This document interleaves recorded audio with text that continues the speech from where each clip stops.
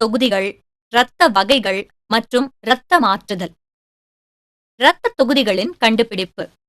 2 மனிதர்களின் இரத்தம் ஒன்றாக கலக்கும்போது இரத்தம் உறைதல் அல்லது இரத்தக் கட்டி ஏற்பட வாய்ப்புள்ளது.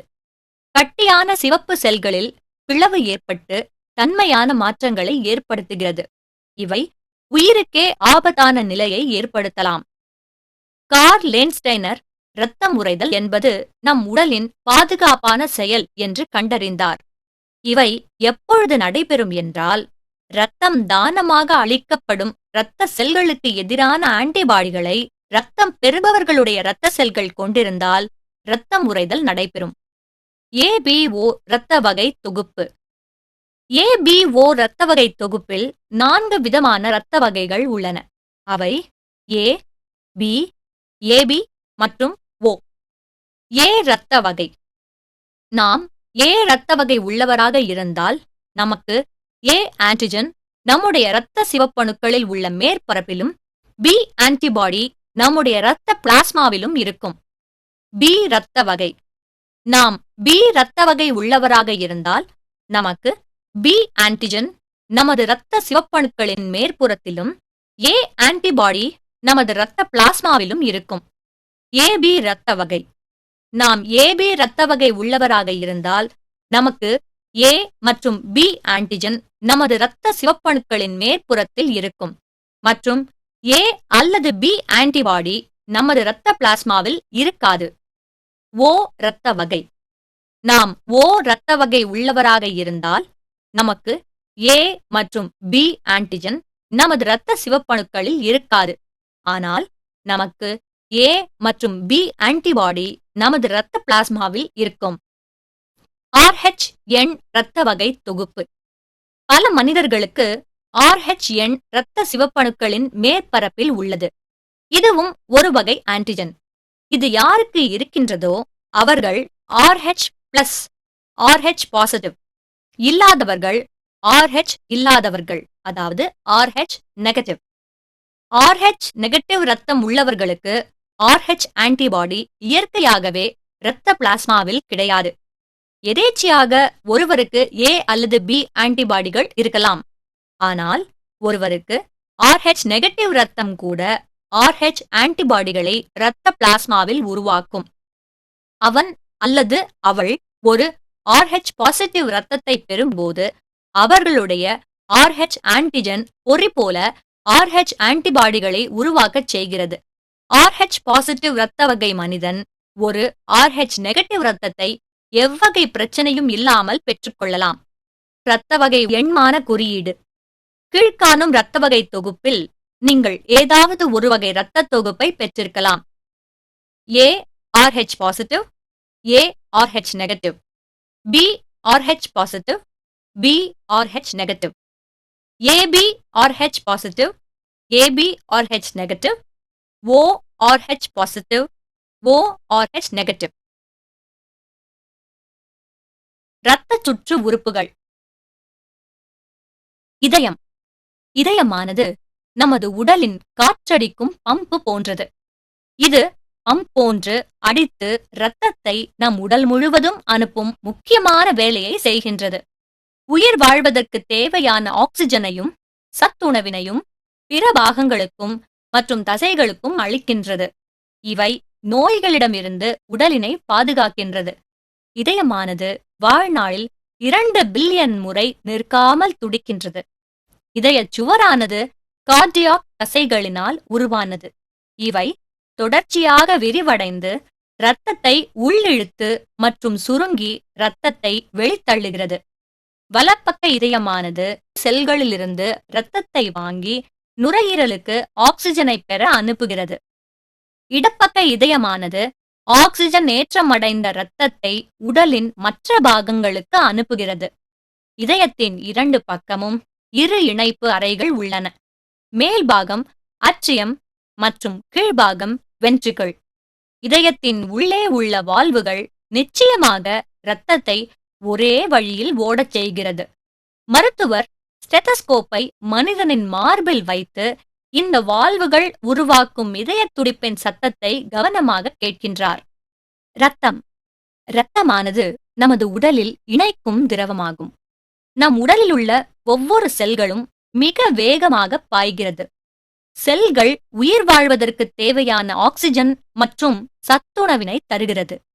பாயும் பொழுது தேவையில்லாத கார்பன் டை ஆக்சைடை எடுத்துக்கொண்டு நுரையீரலுக்கு சென்று வெளி சுவாசத்தின் மூலம் வெளித்தள்ளுகிறது. இரத்தத்தின் இரு முக்கிய பகுதிகளானது பிளாஸ்மா மற்றும் இரத்த செல்கள். இவை நமது எலும்புகளின் உள்ளே தயாராகின்றது. பிளாஸ்மா என்பது மஞ்சள் நிற திரவம். இவை உணவினை உடலின் அனைத்து செல்களுக்கும் தருகின்றது.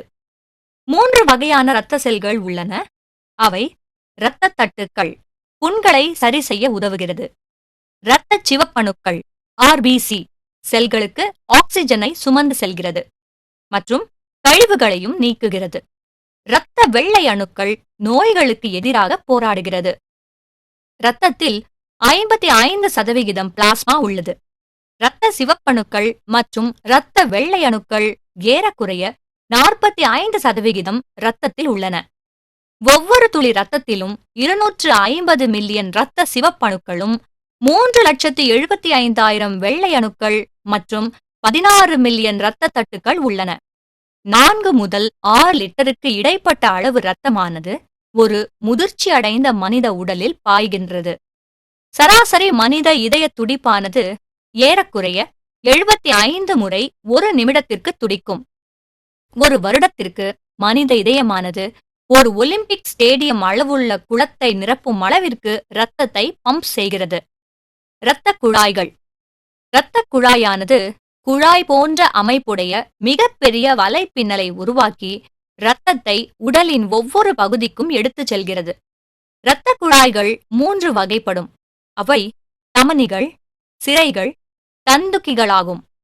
நுரையீரல் தமனி தவிர அனைத்து தமனிகளும் இதயத்திலிருந்து ஆக்சிஜன் நிறைந்த இரத்தத்தை எடுத்துச் செல்கிறது. சிரைகளானது ஆக்சிஜன் குறைவாக உள்ள இரத்தத்தை உடலின் பிற பாகங்களிலிருந்து எடுத்து இதயத்தில் சேர்க்கிறது. தமனிகளையும் மற்றும் சிரைகளையும் மிகச் சிறிய தந்துகிகள் இணைக்கின்றன. உடலில் இரத்த ஓட்டமானது 2 பகுதிகள் மூலமாக நடைபெறுகின்றது. நுரையீரல் தொகுப்பு. இதயத்திலிருந்து இரத்தத்தை நுரையீரலுக்கு எடுத்துச் செல்கிறது. இது கார்பன் டை ஆக்சைடை வெளியேற்றி ஆக்சிஜனை இதயத்திற்கு எடுத்துச் செல்கிறது.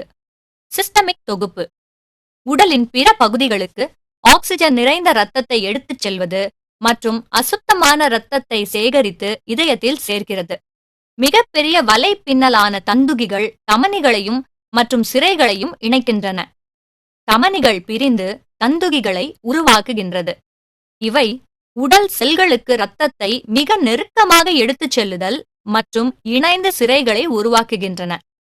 இதயத்தின் இடது பக்கத்திலிருந்து மிகப்பெரிய தமனியானது பிரிந்து மேலும் கிளைகளாக பிரிந்து தலை, கை, மார்பு மற்றும் கால்களுக்கு செல்கிறது.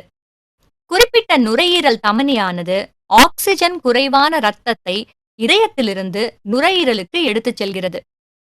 கரோடிட் தமனியானது மூளைக்கு இரத்தத்தை அளிக்கின்றது. ஒரு பெரிய சிரையானது கால்கள் மற்றும் வயிற்றிலிருந்து மேல் நோக்கி இதயம் வரை செல்கிறது. மற்றொரு பெரிய சிரைக்கு இரத்தத்தை தலை, மார்பு மற்றும் கைகள் கொடுக்கின்றன. குறிப்பிட்ட நுரையீரல் சிரையானது ஆக்சிஜன் நிறைந்த இரத்தத்தை நுரையீரலிலிருந்து இடப்பக்க இதயத்திற்கு கொண்டு வருகின்றது. நீங்கள் எப்போதாவது உங்கள் கைகளை உங்களுடைய மணிக்கட்டில் வைக்கும்போது நீங்கள் எவ்வாறு உணர்கிறீர்கள்? இதுதான் உங்கள் இதய துடிப்பு. எப்படி வேகமாக நம் இதயம் துடிக்கிறது அல்லது இரத்தத்தை பம்ப் செய்கிறது என்று நாம் இதய துடிப்பின் மூலம் அறிந்து சொல்ல முடியும். உணவு செரிமான உறுப்புகள். உணவானது நமக்கு சக்தியை கொடுக்கின்றது. இவை நாம் வேலை செய்ய மற்றும் விளையாட தேவைப்படுகிறது. நமக்கு தேவையான சத்துள்ள உணவுப் பொருள் உள்ளது. பெரும்பாலும் நாம் உண்ணும் உணவானது பெரிய மூலக்கூறுகளாக நமது உறுப்புகளில் உட்செல்கிறது. உணவு செரிமான உறுப்பானது இவற்றை மிகச் சிறிய மூலக்கூறுகளாக வேறுபட்ட குறிப்பான திரவத்தின் மூலமாக உடைக்கிறது. இந்த செரிக்கப்பட்ட உணவானது உடலின் பல பாகங்களுக்கு இரத்த ஓட்ட உறுப்புகள் மூலமாக எடுத்துச் செல்லப்படுகிறது. செரிக்கப்படாத உணவானது உடலிலிருந்து வெளியேற்றப்படுகிறது. நம் உடலில் உணவானது எவ்வாறு பயணிக்கிறது என்பதை பற்றி பார்ப்போம். சராசரியாக வாழும் காலத்தில் ஒரு மனிதன் சுமார் 33 டன் உணவை உண்கிறான். அப்படியென்றால் ஒரு நாளைக்கு 1.36 கிலோகிராம். நாம் உணவினை வாயில் போட்டவுடன் பற்கள் நன்றாக மென்று கடித்து மற்றும் பிசைகின்றது. அநேகமாக மனிதர்களுக்கு ஜோடியாக 32 பற்கள் உள்ளன. பற்கள் எனாமல் என்ற பொருளினால் பூசப்பட்டுள்ளது. இதுதான் மனித உடலின் பலமான பொருளாகும். உணவு வாயில் நுழைந்தவுடன் அதை அழிக்கும் முதல் திரவம் எச்சிலாகும். இது உணவினை ஈரப்பதமாக மாற்றி எளிதாக்கி பின் உடைப்பதற்கும் மற்றும் தொண்டை வழியாக எளிதாக செல்லச் செய்கிறது. உணவானது ஒருமுறை உடைபடும் போதே சிறியதாக மற்றும் மிருதுவான துகள்களாக ஆக்கப்பட்டு நெருக்கமாகி கீழ்நோக்கி உணவுக் குழாய் அல்லது இசோபேகஸ் வழியாக செல்கிறது. உணவுக் குழாயின் தசைகளின் சுவர் சுருங்கி உணவை பின்னால் கீழ்நோக்கி தள்ளுகிறது. இவ்வசைவு பெரிஸ்டாலிக் அசைவாகும். உணவு உணவுப்பாதை வழியாக வர 5 வினாடி பயணிக்கிறது.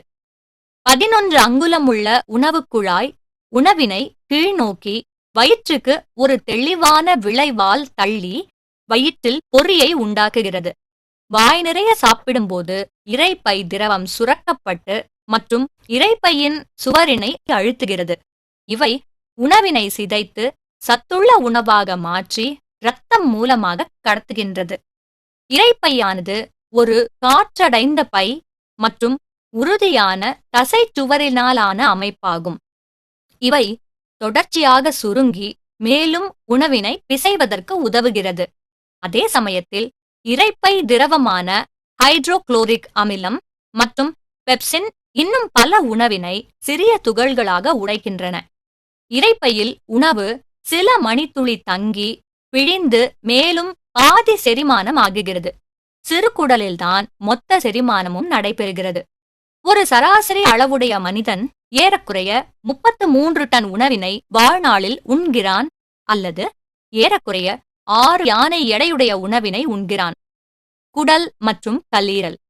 இரைப்பையிலிருந்து வெளியேறிய உடைக்கப்பட்ட உணவு சிறுகுடலில் நுழைகின்றது. நமக்கு 2 குடல்கள், ஒன்று சிறியது மற்றொன்று பெரியது. இவை கல்லீரலுடன் இணைந்து செரிமான வேலையை செய்கின்றது. செரிமானம் சிறுகுடலில் ஆரம்பித்து அங்கே உட்கொள்ளப்பட்டு இரத்த ஓட்டத்தில் கலந்து கணையத்திற்குச் சென்று மற்றும் சுற்றியுள்ள அனைத்து பாகங்களுக்கும் செல்கிறது. ஒதுக்கப்பட்ட சத்துக்கள் மற்றும் நீரானது பெருங்குடலில் உறிஞ்சப்படுகின்றது. கழிவானது உடலிலிருந்து வெளியேற்றப்படுகிறது. இப்போது இந்த பாகங்கள் எப்படி வேலையை செய்கின்றன என பார்ப்போம். சிறுகுடல். சிறுகுடல் மிக நீளமான குறுகிய குழாய் போன்று ஏறக்குறைய 6 மீட்டர் நீளமாகும். இவை சிறியவை, ஏனென்றால் குறுகி இருப்பதால் இங்கே உணவுத் துகள்கள் செரிமான திரவத்தின் மூலம் உடைக்கப்படுகின்றன. இந்தச் செயல் தொடர்ச்சியாக செரிக்கப்பட்ட சத்துள்ள உணவு தேவையான அளவு சிறியதாக குழாயில் உள்ள அழுக்கிலிருந்து கடந்து செல்வது வரை நடக்கின்றது. சத்துள்ள உணவு இரத்தத்தில் உட்கலந்து அடுக்கின் வழியாக கடந்து செல்கிறது. பெரும்பாலும் கல்லீரல் இவ்வேலையை, அதாவது சேமிப்பது மற்றும் உடலின் அனைத்து பாகங்களுக்கும் பகிர்ந்தளிக்கிறது. பெருங்குடல். சிறுகுடலால் உறிஞ்சப்படாத உணவு துகள்கள் கடந்து பெருங்குடலை அடைகின்றன. இக்குடலில் உள்ள பாக்டீரியா மறைந்துள்ள கெடுதல் விளைவிக்கக்கூடிய ஏதாவது கிருமிகள் இருந்தால் அவற்றை அழிக்கின்றது. உணவு செரிமானம் இங்கு நடைபெறுவதில்லை. ஆனால் நீரானது உறிஞ்சப்பட்டு இரத்த ஓட்டத்தில் கலக்கின்றது. எஞ்சியுள்ள பொருளான மலம் மலப்புழை வழியாக வெளியேற்றப்படுகிறது. கல்லீரல். உடலின் மிகப்பெரிய சுரக்கும் உறுப்பு கல்லீரல் ஆகும். முதிர்ந்த மனிதனின் கணையம்தான் 2வது பெரிய உறுப்பாகும். இதன் எடை 1 முதல் 2.5 கிலோகிராம். கல்லீரலானது சிவப்பு கலந்த பழுப்பு நிறம் மற்றும் இவை சரிசமம் இல்லாத அளவு மற்றும் வடிவம் கொண்ட 4 அறைகளாக பிரிக்கப்பட்டு உள்ளது. கல்லீரல் அடிவயிற்று பள்ளத்தில் உதரவிதானத்திற்கு அடியில் வலது பக்கத்தில் உள்ளது. கல்லீரலுக்கு இரத்தம் 2 பெரிய இரத்த குழாய்களான ஹெப்பாட்டிக் தமனி மற்றும் போர்ட்டல் சிரை மூலம் எடுத்து வரப்படுகிறது. ஹெப்பாட்டிக் தமனி ஆக்சிஜன் நிறைந்த இரத்தத்தை அயோட்டா தமனியிலிருந்து எடுத்து வருகிறது. போர்ட்டல் சிரை செரிக்கப்பட்ட உணவு கலந்த இரத்தத்தை சிறு குடலிலிருந்து எடுத்து வருகிறது. இந்த இரத்த குழாய்கள் கணையத்தில் மென்மேலும் தொடர்ச்சியாக பிரிக்கப்பட்டு முடிவாக மிகச் சிறிய தந்துகிகள் ஆகின்றன. ஒவ்வொரு தந்துகிகள் அறைகளாகின்றன. கணைய திசுக்கள் ஆயிரக்கணக்கான அறைகளை கொண்டது. ஒவ்வொரு அறையும் ஹெப்பாட்டிக் செல்களால் உருவாக்கப்படுகின்றன. இவையே கணையத்தின் அடிப்படை வேலை செல்கள். நமக்கு ஆச்சரியம் அளிக்கக்கூடிய செய்தி, கணையம் பாதியாக வெட்டப்படும்படி நேர்ந்தால் அவை தன் முழு பாகத்தையும் உருவாக்கும் தன்மை வாய்ந்த ஒரே ஒரு உறுப்பாகும். கல்லீரல் 500க்கும் மேற்பட்ட வேலையை செய்கிறது. சில வேலைகளாவன: பொருள்களை கொழுப்பாக உருவாக்குவது, குளுக்கோஸை கிளைகோஜனாக மாற்றுவது, யூரியா உருவாக்குவது, அமினோ அமிலங்களை உருவாக்குவது, இரத்தத்திலிருந்து கெடுதல் விளைவிக்கும் பொருளை வடிகட்டுவது, விட்டமின்கள் மற்றும் கனிமங்களை சேமிப்பது மற்றும் இரத்தத்தில் குளுக்கோஸின் அளவை நிலையாக வைப்பது. கணையம் கொலஸ்ட்ரால் உருவாக்கும் வேலையையும் சேர்த்து செய்கின்றது. இது நம் உடலில் 80% கொலஸ்ட்ராலை உருவாக்குகிறது. நாளமில்லா சுரப்பிகள். நாளமில்லா அல்லது ஹார்மோன் உறுப்புகள் உடலின் உள்ளே நடைபெறுகின்ற பலவிதமான செயல்திறனை கட்டுப்படுத்துகிற வளர்ச்சி, செரிமானம் மற்றும் மனநிலை உருவாக்குதல் போன்றவற்றிற்கு உதவுகின்ற இவைகள் சுரப்பிகள். இவற்றில் ஹார்மோன்கள், வேதியியல் கடத்திகள் உள்ளன. எந்த செய்திகள் மற்றும் உத்தரவுகளை ஒரு ஜோடி செல்களிலிருந்து மற்றொரு செல்களுக்கு கடத்துகின்றன. ஹார்மோன்கள் இரத்த ஓட்டத்தில் வெளியேற்றப்படுகின்றன. ஆனால் ஒவ்வொரு ஹார்மோனும் ஒரு குறிப்பிட்ட வகை செல்களை மட்டுமே தாக்கும். பிட்யூட்டரி சுரப்பி வளர்ச்சி ஹார்மோனை வெளிப்படுத்தி எலும்புகளின் வளர்ச்சியை உற்சாகப்படுத்துகிறது. தைராய்டு சுரப்பி சத்துள்ள உணவிலிருந்து சக்தியை வெளிப்படுத்துவதை கட்டுப்படுத்துதல் மற்றும் இரத்தத்தில் கால்சியத்தின் தன்மையையும் கட்டுப்படுத்துதல். தைமஸ் சுரப்பி இவை மிக முக்கிய வேலையான நம் நோய் தடுப்பு உறுப்புகளை உருவாக்குகின்றன.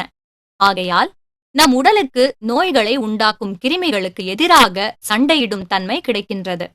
அட்ரீனல் சுரப்பி நமது உடலில் உப்பு மற்றும் நீரின் தன்மையை ஒழுங்குபடுத்துகிறது. அட்ரீனலினை சுரந்து நம் இரத்த அழுத்தம் மற்றும் இதய துடிப்பினை அதிகமாக்குகிறது. உங்களுக்கு தெரியுமா, நாம் எப்பொழுது உணர்ச்சி வசப்படுகிறோமோ அப்பொழுது நம் உடலில் அட்ரீனலின் சுரக்கிறது. கணையம், மண்ணீரல். கணையம் 2 ஹார்மோன்களை சுரக்கின்றது. இவைகள் இன்சுலின் மற்றும் குளுக்ககான். இவைகள் இரத்தத்தில் குளுக்கோஸ் அளவை சரி செய்ய உதவுகின்றன. இந்த ஹார்மோன்கள் பற்றாக்குறையால் ஒரு மனிதனுக்கு நீரிழிவு நோய் வருகின்றது. நகங்கள் மற்றும் ரோமங்கள். உடலின் மேல் தோலானது மெல்லிய ரோமத்திலானது. இது உடலின் வெப்பத்தை பாதுகாக்க உதவுகின்றது. சூழ்நிலை குளிர்ச்சியாக இருக்கும்போது மயிர்கால்கள் எழுந்து நின்று நமது உடலினை சுற்றிலும் உள்ள காற்றினை வெப்பம் கடத்தாத பொருளாக செயல்படுகின்றது. நகங்கள் கை விரல் நுனிகளையும் கால் விரல் நுனிகளையும் பாதுகாத்து அவற்றை உறுதியாக வைக்கின்றது. நகங்கள் சொறிவதற்கும் மிகச் சிறிய பொருட்களை கீழே இருந்து எடுப்பதற்கும் உதவுகின்றது. ரோமங்கள் மற்றும் நகங்கள் மிக மெதுவாக வளரக்கூடியது. ரோமங்கள் ஒரு நாளைக்கு 0.5 மில்லிமீட்டர் அல்லது ஒரு வருடத்திற்கு ஏறக்குறைய 18 சென்டிமீட்டர் வரை வளரும். ஒரு முடியானது தலையில் ஏறக்குறைய 6 வருடத்திற்கு வளரும். அதற்கு பின்னர் உதிரும் தன்மை கொண்டது. மனிதனின் தாடி மட்டும் அதிவேகமாக வளரும். நகமானது ஒரு வாரத்திற்கு ஏறக்குறைய 0.5 மில்லிமீட்டர் வளரும். கால் நகங்கள் கை நகங்களை விட மிக மெதுவாக வளரும். நகங்கள் விரல்களின் அடியிலிருந்து நுனி வரை வளர ஏறக்குறைய 6 மாதங்கள் ஆகும். மனிதனின் தோலின் நிறத்தையும் முடியின் நிறத்தையும் உறுதி செய்வது மெலானின் என்ற நிறமியாகும். தலைமுடியானது மிகவும் கருப்பாக இருந்தால் மெலானின் நிறமி அதிகமாக காணப்படும். வெண்பொன் நிறமான தலைமயிர் கொண்டவர்களுக்கு மிக மிக குறைவாக மெலானின் நிறமி காணப்படும். சிவப்பு மற்றும் பிரவுன் நிற தலைமுடி உள்ளவர்களுக்கு மெலானின் நிறமி கொஞ்சம் அதிகமாக இருக்கும். கருமை நிறம் கொண்டவர்களுக்கு மிக அதிகமாக இருக்கும். மனிதர்கள் முதுமையடையும் போது முடியானது மெலானின் நிறமியை இழந்து நரைத்த முடியாக மாறும். முடியானது நமது உடலில் உதடுகள், உள்ளங்கைகள், உள்ளங்கால்கள் தவிர அனைத்து இடங்களிலும் உள்ளது. நமது உடலில் ஒரு சில இடங்களில் மிகச் சிறியதாக ரோமங்கள் இருக்கும். அதை நம்மால் பார்க்க இயலாது. நமது உடல் முழுவதுமாக 5 மில்லியன் ரோமங்கள் உள்ளன. ஏறக்குறைய 1,00,000 மயிர்கள் நமது தலையில் உள்ளது. தினமும் நாம் 50 முதல் 100 ரோமங்களை இழக்கின்றோம். ஆனால் அவற்றை நம்மால் அறிய முடியாது.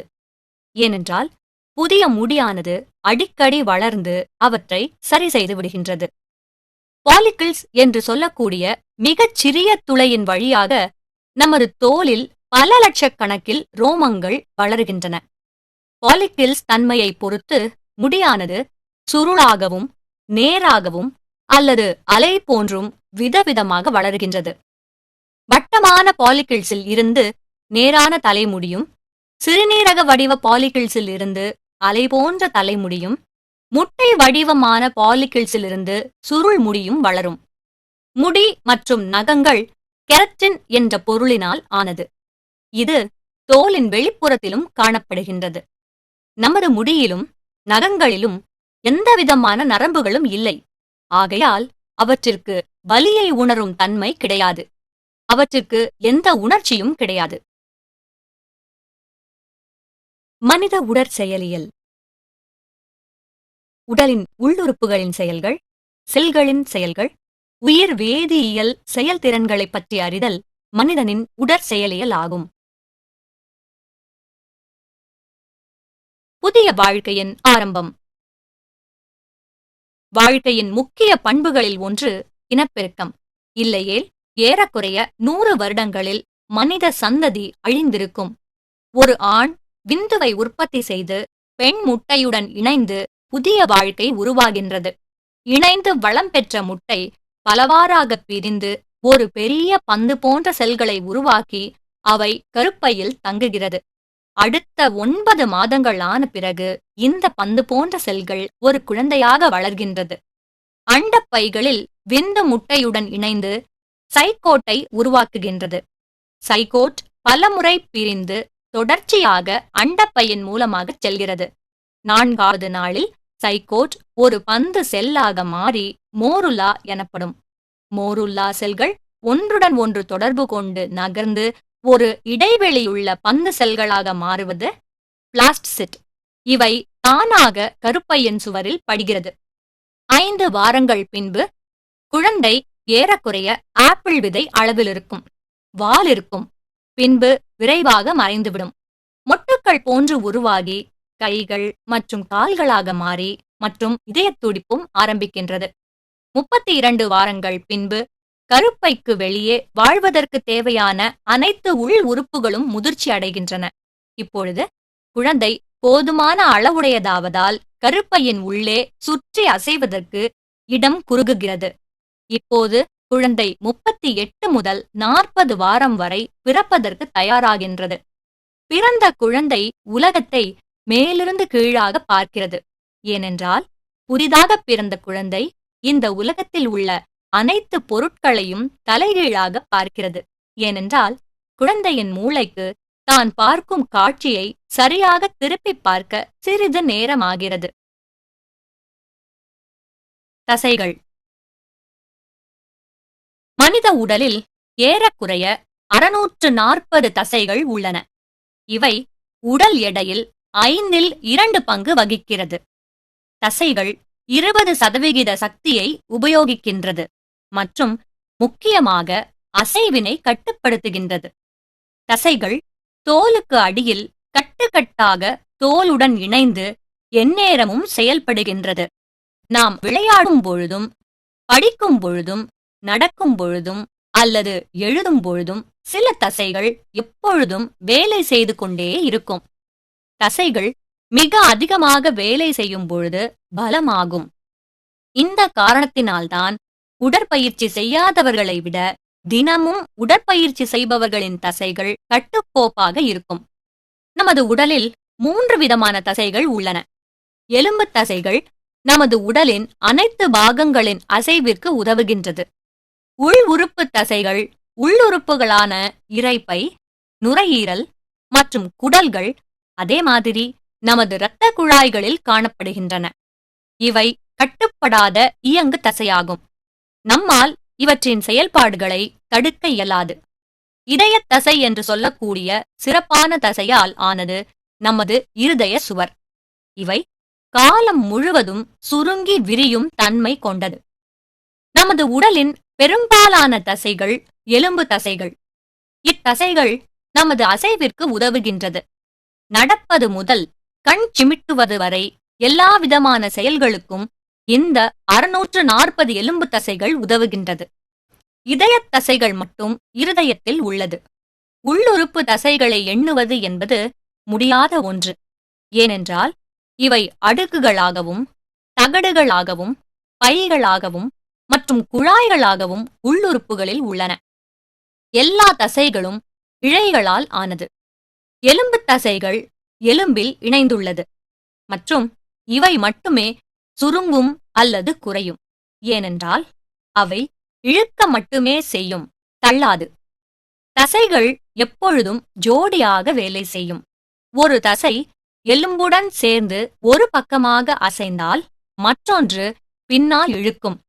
நாம் அசைய நினைக்கும் பொழுது மூளையானது செய்தியை சரியான தசைக்கு அனுப்பி அவற்றை சுருங்கச் செய்கிறது. இதனால் தசைகள் குட்டையாகி அவற்றுடன் எலும்புகளை இழுத்து நம்மை அசையச் செய்கின்றன. நாம் நினைக்கலாம், நம் உடலின் பலமான தசைகள் அடிப்பாகம் அல்லது நமது கால்கள் என்று. ஆனால் உண்மையில் முதன்மையான தசைகள் நமது கீழ்த்தாடையின் இருபுறமும் உள்ள தசைகள்தான். இவையே மிக பலமான தசைகளாகும். இத்தசைகள் நமது கீழ்த்தாடையை அசையச் செய்து உணவினை கடிப்பதற்கும் மற்றும் மெல்லுவதற்கும் உதவுகின்றன. நமது உடலின் அடிப்பாகத்தில் குளூட்டியஸ் மேக்சிமஸ் என்ற மிகப்பெரிய தசைகள் உள்ளன. இத்தசைகள் ஓடுவதற்கும் குதிப்பதற்கும் மற்றும் படிகளில் ஏறுவதற்கும் உதவுகின்றன. அது மட்டுமில்லாமல் மெத்தென்று நாம் உட்கார்வதற்கும் பயன்படுகின்றன. மிகச் சிறிய அங்கவடி தசைகள் உட்செவியிலுள்ள சிறிய அங்கவடி எலும்புடன் இணைந்துள்ளன.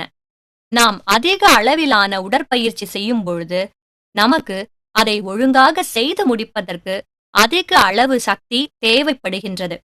இந்த சக்தியின் மூலம் லாக்டிக் அமிலம் உற்பத்தி ஆகிறது. இதை நமது உடலால் வேண்டிய அளவு விரைவில் வெளியேற்ற முடிவதில்லை. இந்த அமிலம் தசை இழைகளை பாதிக்கச் செய்து வலி போன்ற உணர்வை உண்டாக்குகிறது. அதிர்ஷ்டவசமாக இந்த பாதிப்பு எப்பொழுதுமே இருப்பதில்லை, விரைவாக குணமாகிறது. ஆன பொழுதிலும் அதிக அளவு லாக்டிக் அமிலம் எதிர்காலத்தில் நமது தசைகளின் வேலைகளை இறுதியாக நிறுத்திவிடுகிறது. இந்த காரணத்தினால் மாரத்தான் ஓட்டம் ஓடுபவர்களை களைப்படையச் செய்து அழித்து விடுகிறது. கண் இமையிலுள்ள தசைகள் ஒரு நிமிடத்திற்கு 5 முறை கண் சிமிட்டச் செய்கிறது. தசைகளின் வகைகள். எலும்பு தசைகள். இத்தசைகள் எலும்புகளை பிடித்துக்கொண்டு அவற்றுடன் கலந்து நமது உடலுக்கு வடிவத்தை தருகின்றது. வழுவழுப்பு தசைகள், ஸ்மூத் மசில்ஸ். இத்தசைகள் பல பாகங்களுடன் மற்றும் திசுக்களுடன் சேர்ந்து பலவிதமான வேலையை செய்கின்றன. இதயத் தசைகள். இத்தசைகள் இதயத்தில் சுருங்கி விரியும் வேலையை செய்கின்றன. நமது உடலில் மிக நீளமான தசைகள் ஸ்ராட்டோரியஸ் தசைகள். இவை இடுப்பில் ஆரம்பித்து நீண்டு முழங்கால் வரை உள்ளது. தாடை தசை மிக பலமான தசைகளாகும். அடுத்த பலமான தசைகள் புட்டத்தில் உள்ள குளூட்டியஸ் மேக்சிமஸ் மற்றும் நாக்கு தசைகள். நீளமான மற்றும் பலமான தசைநாண் என்பது ஆக்லிஸ் தசைநாண். இவை குதிகாலில் உள்ளது. தசைகளின் வேலை. தசைகள் அடிக்கடி ஜோடியாக வேலை செய்யும். உதாரணமாக, கைகளில் உள்ள பைசெப்ஸ் இருதலை தசை கையை மடக்கினால், முத்தலை தசை ட்ரைசெப்ஸ் கையை நேராக்கும். நாம் சிரிக்கும் பொழுது 17 முகத் தசைகள் உதவுகின்றது மற்றும் கோபப்படும் பொழுது 43 தசைகள் உதவுகின்றது. தசைகள் எலும்புகளில் தசை நாண்கள் மூலமாக இணைந்துள்ளன. இவை இணைந்து வேலை செய்யும் போது தசைகள், எலும்புகள் மற்றும் மூட்டுகள் ஒன்றாக லீவர் போலவும் மிக பரவலான அசைவுகளை கொடுக்கின்றன. நமது உடலில் மற்ற பாகங்களை விட கைகள்தான் அதிகமான அசைவுகளை செய்கின்றன. உனக்கு தெரியுமா? 30க்கும் மேற்பட்ட தசைகள் கைகளில் 27 எலும்புகளுடன் இணைந்து பிடித்துக்கொண்டு நம்மை சில நுண்ணிய பொருட்களை, அதாவது முட்டையை கூட உடையாமல் எடுக்க உதவுகின்றது. உள்ளங்கை மேலே இருக்குமாறு உனக்கு முன்னால் உன்னுடைய வலக்கையை உயர்த்திப் பிடி. இப்பொழுது உன்னுடைய இடக்கையை லேசாக நெருக்கமாக உன்னுடைய வலக்கையின் மேலே வை. உன்னால் தசைகளை உணர முடிகிறதா? இல்லையா? இப்பொழுது உன்னுடைய இடக்கையை விடாமல் வலக்கையின் மேலே கெட்டியாக பிடித்துக்கொண்டு உன் வலக்கையை வளைத்துப் பார். உன்னால் தசைகளை உணர முடிந்ததா? இத்தசைகள்தான் இருபுற தலை தசைகள், அதாவது பைசெப்ஸ். நரம்பு மண்டலத்தின் பெரும் பிரிவுகள். நமது உடலின் நரம்பு மண்டலமானது இரு பெரும் பிரிவுகளாக பிரிக்கப்பட்டுள்ளது. அவை மைய நரம்பு மண்டலம், மூளை மற்றும் தண்டுவடத்தினால் ஆனது. வெளிச்சல் நரம்பு மண்டலம். இது மிகப்பெரிய இணைப்பான தண்டுவடம் மற்றும் மூளை நரம்புகளை பிணைத்து நமது உடலின் மூளை மற்றும் தண்டுவடத்திற்கும் கொண்டு செல்கிறது. வெளிச்சல் நரம்பு மண்டலம் மேலும் சில சிறிய பகுதிகளாக பிரிக்கப்பட்டுள்ளது. அவை பரிவு நரம்பு மண்டலம், செயல்களை கட்டுப்படுத்த முடியாத உட்பாகங்களான இரத்த குழாய்கள், வழுவழுப்பான கார்டியாக் தசைகளை கொண்டது. சிம்பத்தட்டிக் நரம்பு மண்டலம் மற்றும் பாராசிம்பத்தட்டிக் நரம்பு மண்டலத்தால் ஆக்கப்பட்டுள்ளது. உடம்பு நரம்பு மண்டலம் நம் கட்டுப்பாட்டின் கீழ் தோல், எலும்புகள், மூட்டுகள் மற்றும் எலும்பு தசைகள் இரண்டு தொகுப்புகளும் இணைந்தே செயல்படுகின்றது. வெளிச்செல் நரம்பு மண்டலத்தின் ஆரம்ப பகுதியிலிருந்து மைய நரம்பு மண்டலத்தில் பொருத்தமான இடத்தில் நரம்புகளுடன் நுழைகிறது மற்றும் மைய நரம்பு மண்டலத்தின் ஒரு பகுதியிலிருந்து வெளிச்செல் நரம்பு மண்டலத்தின் ஆரம்ப பகுதியில் நுழைகிறது. மூளை. மூளை நமது உடலை கட்டுப்படுத்துகின்றது. இது நமக்கு நினைவு, உணர்ச்சி, அசைவு, ஞாபகப்படுத்துதல் மற்றும் காரணமறிதல் போன்ற திறமையை தருகின்றது. இதயத் துடிப்பின் வேகம், மூச்சு விடுதல் மற்றும் உடல் வெப்பத்தை சீராக்குதல் போன்ற செயல்களை கட்டுப்படுத்துகிறது. நமது உணர் உறுப்புகளின் மூலம் பெறப்பட்ட செய்திகளுக்கு தகுந்தவாறு நம்மை செயல்பட வைக்கிறது. மூளையின் பாகங்கள். நமது மூளை 3 தெளிவான பாகங்களை கொண்டது. அவை பெருமூளை, சிறுமூளை, மூளை தண்டு. பெருமூளை மிக பெரியது. மூளையின் மேல் பாகம் சுருக்கங்களுடன் இருக்கும். இவை மன உணர்வு மற்றும் நமது செயல்களை ஒழுங்குபடுத்துகிறது. நீண்ட குறுகிய பள்ளம் இதை 2 பாகங்களாக பிரிக்கிறது. இந்த இரு பாகங்களும் இருவிதமான வேலையை செய்கிறது. ஆனால் இவை இணைக்கப்பட்டு ஒன்றுடன் ஒன்று தொடர்பு கொண்டுள்ளது.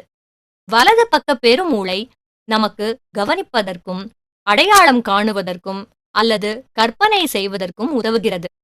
இடது பக்க பெருமூளை பேசுவதற்கும், கணிதப் புதிரை விடுவிப்பதற்கும் அல்லது தன்மையை புரிந்து கொள்வதற்கும் உதவுகின்றது. சிறுமூளையானது நமது அசைவுகளுடன் இணைந்து அவற்றிற்கு உதவுகின்றது. மூளை தண்டானது அனிச்சை செயல்களை கட்டுப்படுத்துகிறது. இதயத் துடிப்பு மற்றும் உணவு செரிமானம் போன்ற பிற வேலைகளை ஒழுங்குபடுத்துகிறது. இவை மூளைக்கும் மற்றும் தண்டுவடத்திற்கும் இணைப்பு பாலமாக செயல்படுகிறது. அசைவு பகுதியானது செய்திகளை தசைகளுக்கு அனுப்பி அவற்றை சுருங்குவது மற்றும் விரிவடைய செய்து அசைவுகளை உருவாக்க உதவுகிறது. தோலின் உணர்வு உறுப்பின் பகுதியிலுள்ள லட்சக்கணக்கான தொடு உணர்வு உறுப்பானது செய்திகளை நமது மூளையின் உணர்வுறுப்பின் பகுதிக்கு அனுப்புகிறது. அவற்றை சிந்திக்கும் பகுதியானது சிந்தித்து, அறிந்து மற்றும் பிரித்தறிய உதவுகிறது. பேச்சு பகுதியானது பேசுவதற்கும் மற்றும் கருத்துக்களை பகிர்ந்து கொள்ளவும் உதவுகிறது. பார்க்கும் பகுதி நமது கண்களானது தொடர் அலைகளை அனுப்பி இப்பகுதியை தூண்டுகிறது. இவைகள் அவற்றை நாம் பார்க்கும் படங்களாக மாற்றுகிறது. இடப்பக்க மூளையானது நமது உடலின் வலப்பக்கத்தை கட்டுப்படுத்தும் மற்றும் வலப்பக்க மூளையானது நமது உடலின் இடப்பக்கத்தை கட்டுப்படுத்தும். தண்டுவடம் தண்டுவடம் என்பது நீளமான மெல்லிய குழாய் போன்ற கற்றையாலான நரம்பு திசு மற்றும் மூளையிலிருந்து விரிவடையும் தாங்கு செல்கள், பொதுவாக மெடுல்லா. மூளையும் தண்டுவடமும் இணைந்து மைய நரம்பு மண்டலத்தை உருவாக்குகின்றன. முதல் மற்றும் இரண்டாம் முள்ளெலும்பிற்கும் இடைப்பட்ட இடம் வரை தண்டுவடம் நீண்டு வளைந்துள்ளது. இது முதுகெலும்பின் கடைசி வரை நீண்டு காணப்படாது. தண்டுவடம் ஆண்களுக்கு 45 சென்டிமீட்டர் நீளமும், அதாவது 18 இன்ச், மற்றும் பெண்களுக்கு 43 சென்டிமீட்டர் நீளமும், அதாவது 17 இன்ச் உள்ளது. எலும்பினால் மூடப்பட்ட முதுகெலும்பானது அதனுடன் தொடர்புடைய சிறிய தண்டுவடத்தை பாதுகாக்கிறது. தண்டுவடத்தின் வேலை நரம்பின் தூண்டுதலை மூளைக்கும் மற்றும் மீதமுள்ள பாகங்களுக்கும் கடத்துகிறது. மேலும் இதில் நரம்பு வட்டமும் உள்ளது. இவை தன்னிச்சையாக எண்ணிலடங்கா அனிச்சை செயல்களை செய்யவும் மற்றும் மைய வகை ஜனனியாகவும் உள்ளது. தண்டுவடம் 3 முக்கிய வேலைகளை செய்கிறது. 1. தண்டுவடம் இரு செய்திகளை குழாய் மூலம் கீழ் நோக்கி அனுப்புகின்றது. 2. உணர் உறுப்புகளின் செய்திகளை தண்டுவட குழாயின் மூலம் மேல் நோக்கி அனுப்புகின்றது. 3. அனிச்சை செயல்களில் மையமாக இணைந்து செயல்படுகின்றது. நரம்பு மண்டலம், நரம்புறுப்பு தொகுப்பு. நரம்பு செல். நரம்பு மண்டலம்தான் நமது உடலின் செய்தி சேகரிப்பவையாகவும் பாதுகாப்பவையாகவும் அடக்கி ஆள்பவையாகவும் செயல்படுகின்றது. இவற்றின் முழுமையான வேலை செய்திகளை உடலின் வெளிப்புறத்திலும் உட்புறத்திலும் சேகரிப்பது மற்றும் அச்செய்திகளை மூளைக்கு கடத்துவது, அதாவது கொண்டு செல்லும் தொகுப்பு. அவற்றை அலசி ஆராய்வது மற்றும் உணர்வுகளை வெளிக்கடத்துவதற்கும், அதாவது வெளியேற்றும் தொகுப்பிற்கும் உடல் இருவித தேவைகளை சந்திக்கும் போது அதை ஆரம்பித்து செயல்களை செய்து முடிக்கிறது. நரம்பு அறிவியல் என்பது நரம்பு மண்டலத்தை பற்றி படிக்கும் படிப்பாகும். நரம்பு மண்டலம் பல செல் உயிர்களில் உள்ளது, ஆனால் அதன் எண்ணிக்கையில் வேறுபட்டுள்ளது. மனித உடலில் 100 பில்லியன் நரம்பு செல்கள் உள்ளன. இத்தொகுப்பானது சிறப்பு செல்களால் ஆனது. அவை நரம்பு செல்கள் அல்லது நியூரான்ஸ். இவைகள் நமது உடலில் மற்ற செல்களுடன் தொடர்பை ஏற்படுத்துகின்றன. நரம்பு செல்லில் 3 பாகங்கள் உள்ளன. நரம்பு செல்லின் உடலானது நியூக்ளியஸ், டென்ட்ரைட்டுகள் என்ற முடி போன்ற அமைப்பினால் சூழப்பட்டுள்ளது. இவை உள்வரும் செய்திகளை கடத்துகின்றன. ஆக்சான், அதாவது நரம்பு இழை, வேறுபட்ட நீளம் கொண்டது. மில்லிமீட்டர் முதல் மீட்டர் வரை நரம்பு செல்லில் இருந்து பெறப்பட்ட வெளிவரும் செய்திகளை கடத்துகின்றது. ஆக்சான் கொழுப்பினால் ஆன மைலின் என்று சொல்லக்கூடிய உறையில் மூடப்பட்டுள்ளது. இவை கடத்தா பொருளாக செயல்படுகிறது மற்றும் நோட்ஸ் ஆஃப் ரெயின்வியர் உணர்வுகளை வேகமாக கடத்துகின்றன. நியூரான் வகைப்பாட்டில் நியூரான் ஆனது ஆயிரக்கணக்கான நியூரான்களோடு இணைக்கப்பட்டுள்ளது. முக்கிய புள்ளியாக ஒரு நரம்பு செல்லின் ஆக்சானும் மற்றொரு செல்லின் டென்ட்ரைட்டுகளும் இடையில் சைனாப்ஸ் என்ற முடிவு தட்டு உள்ளது. செய்திகளை மூளைக்கு எடுத்துச் செல்லும் போதும் பெறப்படும் போதும் மின் தூண்டுதல்களாக அல்லது செயலின் தன்மையை பொறுத்து வேதியியல் ஆக்சானில் நடைபெறுகிறது. நரம்பு கடத்தி, அதாவது மியூரோ டிரான்ஸ்மிட்டர், அசிடைல் கோலைன் அல்லது மெட்டோபாமைன் வெளிவருவதற்கு முன் சைனாப்ஸ் தூண்டப்படுகிறது மற்றும் இவை அடுத்த செல்லிற்கு கடத்தப்படுகிறது. இந்த தூண்டுதல்கள் மிக வேகமாக ஒரு சங்கிலி தொடர் போல அடுத்தடுத்த நரம்பு செல்களுக்கு 1 மணி நேரத்திற்கு 250 மைல்களுக்கு செல்லும். நேர் எதிராக மற்ற தொகுப்புகள், அதாவது நாளமில்லா சுரப்பிகள் ஹார்மோன்களுடன் தொடர்பு கொள்ள சில மணி நேரங்கள் எடுக்கின்றது. பொதுவாக நரம்பு செல் உடலானது ஒரு இடத்தில் கூம்பாக காணப்படும். மூளைக்குள்ளும் மற்றும் தண்டு வடத்தினுள்ளும் காணப்படும் நரம்பு செல்லானது நியூக்ளியை மற்றும் சாம்பல் நிறத்தினால் ஆனது. ஏனென்றால் அவற்றின் நிறம் காரணமாக அப்பெயர் பெற்றது. மூளை மற்றும் தண்டு வடத்தின் வெளியே மொத்தமாக காணப்படுவது கேங்லியா. நரம்பு மண்டலத்தின் மீதமுள்ள நடுநிலையான பகுதி ஆக்சான் வெள்ளை நிறத்தினால் ஆனது. ஏனென்றால் அவற்றில் வெள்ளை மையலின் சவ்வு உள்ளது. நடுப்பகுதியானது குறிப்பிட்ட செய்திகளை எடுத்துச் செல்கிறது. அவை வலியாகவோ அல்லது பார்வையாகவோ ஒரு பொதுவான பெயரைக் கொண்டு இருக்கும். உடலின் உணர்வு உறுப்புகள். நரம்பு மண்டலத்தின் உட்புகும் தொகுப்பானது நமது 5 உணர்வு உறுப்புகளால் ஆனது. தொடு உணர்வு, வலி உணர்வு, பார்வை உணர்வு, சுவை உணர்வு, நுகர்தல் உணர்வு மற்றும் கேட்டல் உணர்வு. உடல் உணர்வுகளானது வலி, வெப்பம் மற்றும் அழுத்தம்.